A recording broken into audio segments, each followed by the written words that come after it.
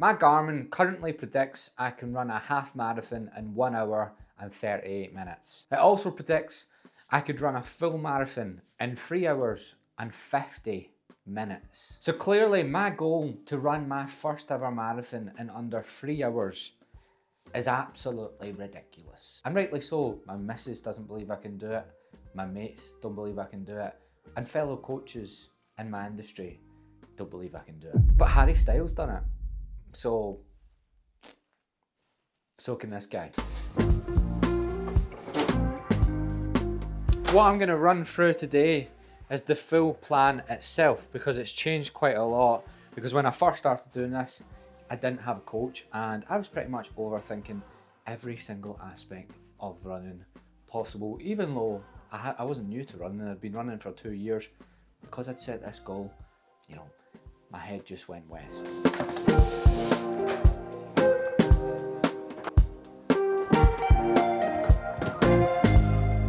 So when I first started this goal, I took to YouTube, I took to podcasts, and I tried to get as much information as I could about running marathons. I had Manchester Marathon booked in April 2026, and I had 6 months to do it. And it wasn't going that well. I had this training schedule mapped out, but in reality, I ended up running 3 to 5 times a week and doing about 35 to 50k. It was all sporadic and I just overthought every single part of it. The plan probably wasn't even that bad, I just didn't really believe in it. And it all came to my head, ignore my hair, when my missus caught me for the 7th day in a row frantically talking to ChatGPT, asking it if my training looked right. Which I'm very embarrassed to admit, by the way. So from that moment I started looking for a coach.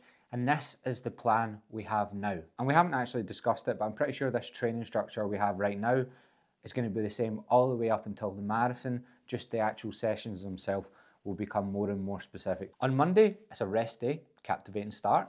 On Tuesday, it's an interval day, but it's not as hard as the intervals I was trying to do previously, so I'll leave a rep or two in the bag. On Wednesday, it's a rest day to recover from the Tuesday, but also for me, that's my biggest day of work. That's my check-in day because I'm an online coach. So my clients send me videos and I send the videos back. It's quite demanding, so that works for me. On Thursday, it's actually another harder session, but it's nowhere near as hard as the Tuesday session. Friday and Saturday are easy runs.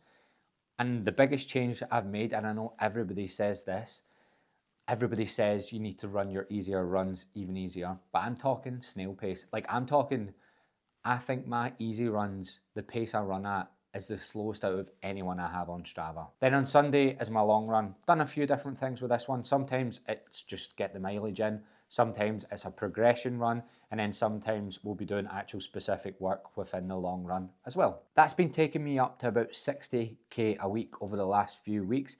And considering I was fucked on 50k a week and I wasn't actually doing as much intensity, that's a big improvement for me. And it gives me a lot of confidence that I'm well on my way to running that sub 3 hour marathon that nobody believes I can do.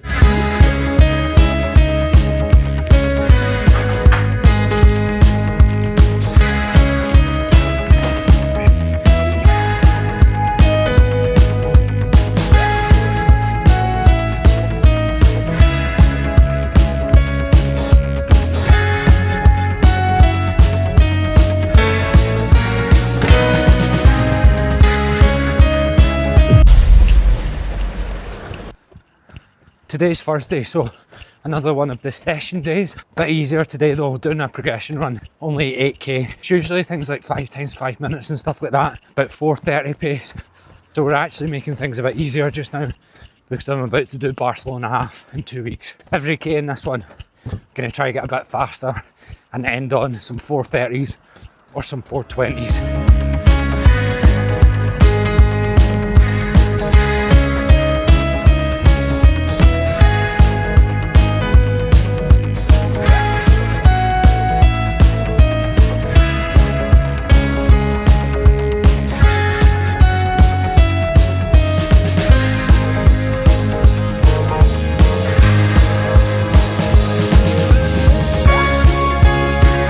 I don't have an 8k route, so made it up and just ran straight up a hill. And this, as usual, isn't as easy as I thought it would be.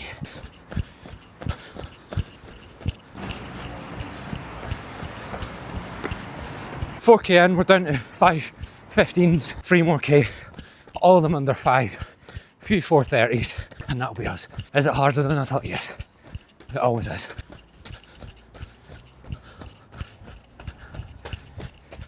Last one, 4:55, 2 more. I'm not going to speak because I'm going to try go half marathon pace.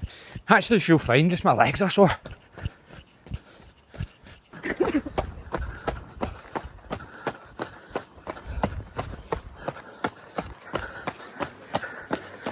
Oh, sorry. Oh, it's getting hard.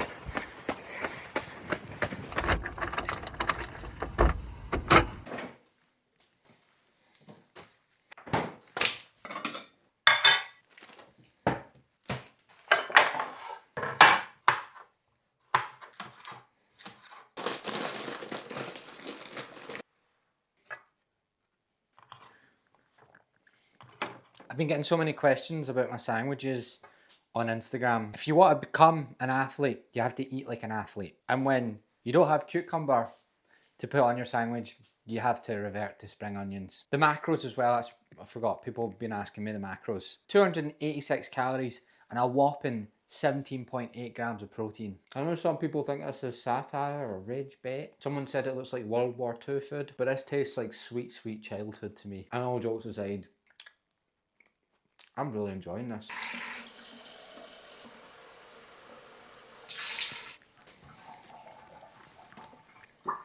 So I've told you about the weekly training structure, but here's how the rest of the year is going to look and the goals I'm going to set, the type of things that are going to keep me motivated all the way up until that sub 3 hour goal, because obviously I can't really just think about that goal because I'm miles away. So I've managed to build up to 60k a week so far without getting injured. After the half marathon, I'm going to slowly edge that up towards 70 to 80k. Between April, May and June, I want to tick off a sub 19 5k and a sub 40 10k. The sub 19 5k especially was a goal I had in 2024 and I could only get down to 1927. The structure to my training is not really going to change that much. I'll do some specific sessions before the 5k race and before the 10k race, but I'm just trying to build general fitness, get my mileage up, build some more intensity into the sessions and be able to handle it. And then because I cancelled Manchester, I don't actually have a marathon booked. So I'm thinking of booking one in either October, November or December. Maybe Dublin. I don't think I'll get a place for Valencia, but somewhere around about that time. And that's pretty much it. Very, very simple, very doable. All I need is for my body to take to training like a dog takes to a bone. I need everything to align perfectly. I need to choose a marathon and everything to go well on the day. No blazing suns or it being windy as fuck. And then also no injuries, which like that never happens. I've never had an injury before. So yeah, I think everything will go all sweet. And if you enjoyed the sub 3 hour marathon journey, you enjoyed the audaciousness, I think you'll enjoy one of the other vlogs from the journey, which will be up here. See you later.